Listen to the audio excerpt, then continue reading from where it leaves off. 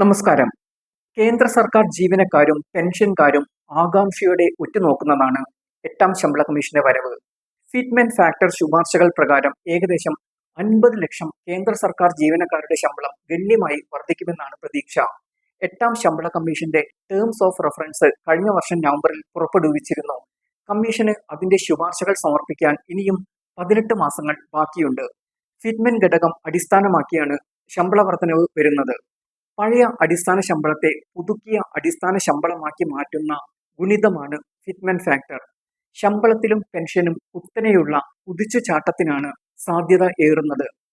ഫിറ്റ്മെൻ ഘടകം 2.60 മുതൽ 2.85 വരെയാണെങ്കിൽ ശമ്പളം 24 മുതൽ 30% വരെ ഉയരാൻ സാധ്യതയുണ്ട്. ഇതിനർത്ഥം 20,000 മുതൽ 22,000 വരെയുള്ള നിലവിലെ അടിസ്ഥാന ശമ്പളം 46,600 മുതൽ 57,000 വരെ ഉയരുമെന്നാണ്. ഇതാണ് കേന്ദ്ര ജീവനക്കാരെ സന്തോഷിപ്പിക്കുന്ന കാര്യം.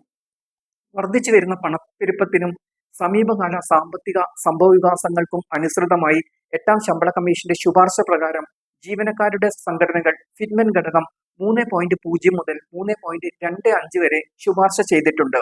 ഇത് പുതുക്കിയ ശമ്പള ഘടനയെ നന്നായി ബാധിക്കും. അപ്പോൾ ജീവനക്കാർക്കും പെൻഷൻകാർക്കും ഉൾപ്പെടെയുള്ളവരുടെ അടിസ്ഥാന ശമ്പളം നിലവിലെ 18,000 രൂപയിൽ നിന്ന് 51,480 രൂപയായി വരെ ഉയരാൻ സാധ്യതയുമുണ്ട്. ഇനി ശമ്പള കമ്മീഷനെ കുറിച്ച് അറിയാം. സുപ്രീം കോടതിയിലെ മുൻ ജസ്റ്റിസ് രഞ്ജന പ്രകാശ് ദേശായിയാണ് എട്ടാം ശമ്പള കമ്മീഷന്റെ ചെയർപേഴ്സൺ. കേന്ദ്ര സർക്കാർ ജീവനക്കാരുടെയും വിരമിച്ച ജീവനക്കാരുടെയും ശമ്പളം, അലവൻസുകൾ, പെൻഷനുകൾ എന്നിവ പരിഷ്കരിക്കുന്നതിനായി ഓരോ 10 വർഷത്തിലും ഒരു സർക്കാർ പാനൽ രൂപീകരിക്കുന്നുണ്ട്.